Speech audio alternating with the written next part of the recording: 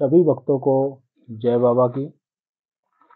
एक बार फिर मैं आप सभी भक्तों के समक्ष उपस्थित हुआ हूँ भक्ति सागर पंचद्वार बराड़ा धाम चैनल के माध्यम से।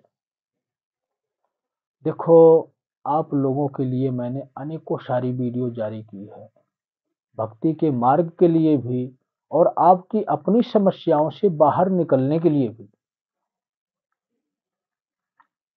तो मैं आज आप लोगों के समक्ष किस लिए आया हूँ? जितने प्रकार के मार्ग थे वो सारे आपको दे दिए हैं, भक्ति करने के तरीके दे दिए हैं और अपनी समस्याओं से बाहर निकलने के भी तरीके दे दिए गए हैं वीडियो के माध्यम से। इच्छा आपकी है, आप कैसे करोगे। लेकिन आज जो मैं उपस्थित हुआ हूँ एक ही अलग ही स्पेशल कार्य के लिए। अब वो कार्य क्या है? मेरी तरफ से हर एक व्यक्ति के लिए ये संदेश है, ये निमंत्रण है, सबको आमंत्रित कर रहा हूं मैं। और इस निमंत्रण को ठुकराना शिव का विरोध करना होता है। मैं आपको कोई सौगंध नहीं दे रहा हूं शिव का। आप आजाद हो, जिसकी भक्ति करनी है, जिस प्रकार से अपना जीवन जीना है, आप अपना जीवन जी सकते हो। मैं आपको ये नहीं कहता कि आपको सौगंध मैं शिव का दे रहा हूं कि आप मेरी बात मानो ही मानो। सिर्फ मेरा यही संकेत है कि शिव ने सृष्टि की रचना की है और अपने तीनों स्वरूपों के माध्यम से, जो ब्रह्मा विष्णु महेश का स्वरूप है, इन्हीं स्वरूपों के हिसाब से वो सृष्टि का संचालन करते हैं। और इसी प्रकार से हमें शिव की भक्ति करनी चाहिए। श्री शिव ने जब सृष्टि की रचना की है तो हमें शिव को कभी नहीं भूलना चाहिए। यही सत्य है। और जो असत्य के मार्ग पर चलता है, जो अधर्म के मार्ग पर चलता है, उसको शिव कभी स्वीकार नहीं करते हैं। लेकिन आज जो मैं संदेश देने आया हूं आपको, बहुत ही महत्वपूर्ण है आप लोगों के लिए।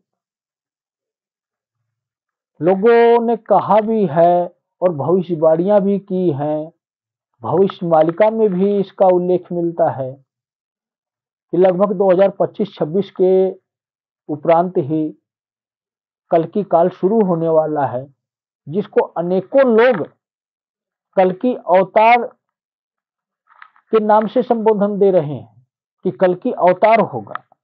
लेकिन कल्कि अवतार नहीं होगा। अभी कुछ समय और शेष है। अभी कल्कि काल चल रहा है। इस काल में बुरी शक्तियों को नष्ट किया जाता है और धर्म की दोबारा स्थापना की जाती है, और जिसमें सत्य अलग से लगाया जाता है, जो शिव का स्वयं प्रतीक है। और जब तक सत्य नहीं होगा, तब तक सृष्टि का बैलेंस बराबर नहीं होगा, तब तक कलयुग और जो शिव की शक्तियां हैं, देवी देवता है, जैसे कहते हैं राक्षस और देवता, इन दोनों की शक्तियां जब तक बराबर नहीं होंगी, तब तक हमारा जीवन सुरक्षित नहीं होगा। आज राक्षसी शक्तियां, जो कलयुग का प्रभाव है, इतना ज्यादा बढ़ चुका है कि दैविक शक्तियों का महत्व खत्म होता जा रहा है। चाहे वो किसी भी प्रकार के दैविक मंदिर हो, चाहे कुछ भी हो, चाहे किसी भी प्रकार की कोई शक्ति हो, वो कार्यरत नहीं है पूरी तरह से। इसीलिए आपके जीवन की विपदाएं दूर नहीं हो पाती है मंदिरों से। आपको जो है भक्तों के पास जाना पड़ता है और बनावटी गुरुओं के पास जाना पड़ रहा है। चाहे वो कथावाचक हो, चाहे वो किसी भी प्रकार के दरबार लगाने वाले हों, या भगत हो या तांत्रिक हो। इसीलिए आपको जाना पड़ रहा है कि दैविक शक्तियां आज के समय में पूर्णतः कार्य नहीं कर रही हैं। राक्षसी शक्तियां भारी पड़ रही हैं। जब तक ये बैलेंस बराबर नहीं होगा, आप लोगों का जीवन कभी भी सुखमय हो नहीं सकता।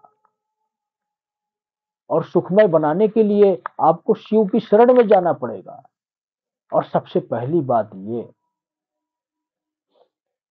कि कल्कि काल में जब सृष्टि का बैलेंस डगमगाता है, और धर्म और अधर्म का बैलेंस बराबर किया जाता है तो सृष्टि में उथल पुथल के अवतरण उत्पन्न होते हैं, चाहे वो किसी भी प्रकार के हों। हो सकता है कि कहीं पर विनाश लीला की कहानी लिखी जाए, या ये भी हो सकता है कि जिस परिस्थिति में आप लोग रह रहे हैं, जहां पर अपना जीवन व्यतीत कर रहे हैं, आपके जीवन में अनेकों प्रकार की कठिनाइयां हो, जैसे कि भूत प्रेत बाधा, किसी भी प्रकार की बीमारी, या अचानक मौत होना, या एक्सीडेंट होना, या कोई अशुभ कार्य होना, या किसी भी प्रकार की कोई समस्या। ये क्या होगा, ये मैं आपको समझाना चाहता हूं। क्योंकि जब धर्म और अधर्म का पलड़ा बराबर होता है तब सृष्टि में संहार भी होता है, और इसमें मारा कौन जाता है? सिर्फ इंसान मारे जाते हैं। और जो शिव को नहीं अपनाएगा वो हमेशा दुखी और परेशान रहेगा, और अपनी बीमारियों से, शिव के प्रकोप से वो बच नहीं पाएगा, और उसका जीवन समाप्त हो जाएगा कठिनाइयों भरा रहने के बाद। तो मेरी इच्छा क्या है? सबसे पहले नंबर पर मेरी इच्छा ये है कि आपके जीवन की सुरक्षा हो। अब वो समय आ चुका है कि सभी दरबार लगाने वालों का त्याग करें, कथावाचकों का त्याग करें, और हो सके तो घर में बैठकर उस शिव के नाम की, उस शिव की शक्तियों के नाम की भक्ति शुरू करें। कोई भी आपको सत्संग, कीर्तन, भजन परमात्मा की शक्ति के नाम का करवाना है तो स्वयं अपने घर में करवाएं, ताकि वो दैविक शक्तियां आपके घर में कुछ पल के लिए, कुछ क्षण के लिए ही सही आपके घर को शुद्ध करके जाएं, और क्या घर में चल रहा है उस पर अपनी दृष्टि भी डालें। अगर आपके घर में, आपके जीवन में तकलीफ चल रही है तो अपनी कृपा दृष्टि दे के जाएं। और अगर किसी भी प्रकार की नेगेटिव शक्ति है, आपके घर में दुख, बीमारी या किसी भी प्रकार का घटित होने वाला ऐसा कार्य चल रहा है जिससे आपको नुकसान हो सकता है, उन उस प्रकार की परिस्थितियों को नष्ट करके जाएं, ताकि आपके जीवन में खुशहाली आ सके।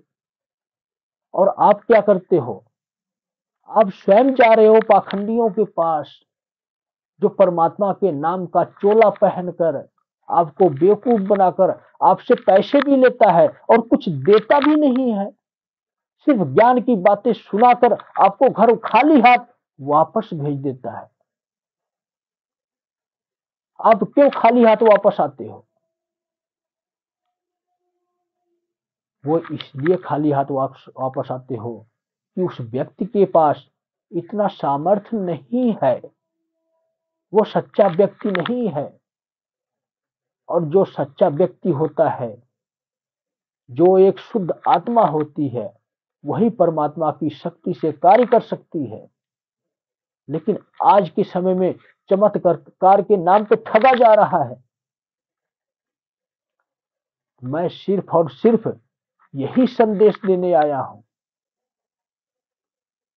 कि जिस किसी को इस कल की काल में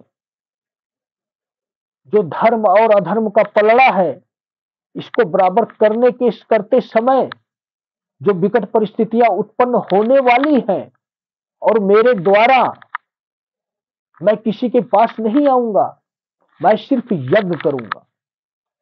और उस दौरान जो शिव की शरण में चला जाएगा, मेरी शक्तियों का उसको कोई असर नहीं होगा। और जो व्यक्ति गलत मार्ग पर चलेगा, शिव की शरण में नहीं जाएगा, कलयुग की शक्तियों के प्रभाव से अपना तेज, अपना धन वैभव बढ़ाएगा, मेरी शक्तियां वहां कार्यरत होंगी और इस कलयुगी शक्तियों को, इस राक्षसी शक्तियों को मात देंगी। और हो सकता है इस दौरान किसी भी प्रकार के उथल पुथल में, या किसी भी बम ब्लास्ट में, या विश्व युद्ध में, या अन्य किसी भी प्रकार की प्राकृतिक आपदा में मृत्यु हो सकती है। मेरा कहने का तात्पर्य ये नहीं है कि मैं आप लोगों को नुकसान पहुंचाना चाहता हूं। मेरा काम है आप लोगों को सुरक्षा प्रदान करना। अगर अपने जीवन की सुरक्षा चाहते हो तो आप किसी भी दैविक शक्ति के भक्त हो, करो भक्ति, खूब करो भक्ति, लेकिन मन के भाव से शिव को स्वीकार करो और कुछ पल उस शिव को दो जो श्रेष्ठ है, जिसने इस सृष्टि की रचना की है। जब तक आप ये कार्य नहीं करोगे, आपका जीवन ना तो सफल होगा और ना ही आपके जीवन की सुरक्षा होगी। मजबूर होकर इस धर्म और अधर्म के युद्ध में आपको मोहरा बनना पड़ेगा और आपके जीवन का अंत हो जाएगा। सिर्फ यही संदेश है मेरी तरफ से आप लोगों के लिए। मैं मानता हूं कि अज्ञानता वश ही सही, चाहे कमेंट में मुझे कोई कुछ भी कहे, ढोंगी, पाखंडी या कुछ भी नाम दे, मुझे कोई फर्क नहीं पड़ता। मैं किसी की बात का बुरा भी नहीं मानूंगा।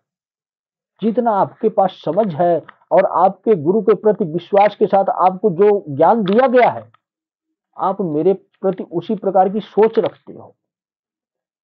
लेकिन मैं तो यही विनती करूंगा आप लोगों से, क्योंकि आप लोग भी हर प्रकार के रिश्ते के साथ मुझसे संबंध रखने वाले लोग हो। कोई माता पिता का संबंध है किसी के साथ भाई बहन का संबंध है, किसी के साथ अन्य प्रकार के सांसारिक संबंध है, चाहे यार दोस्त हो, चाहे नजदीकी या दूर के रिश्तेदार हो, चाहे कोई भी हो।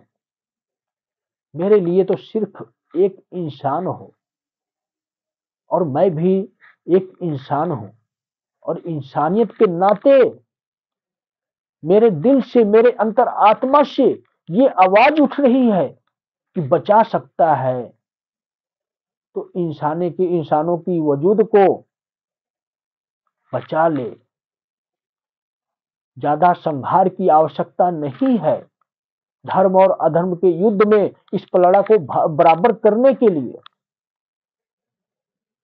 अगर इतनी बातों को बताने के बाद भी अगर आपके समझ में नहीं आता है, ये आपकी भूल होगी।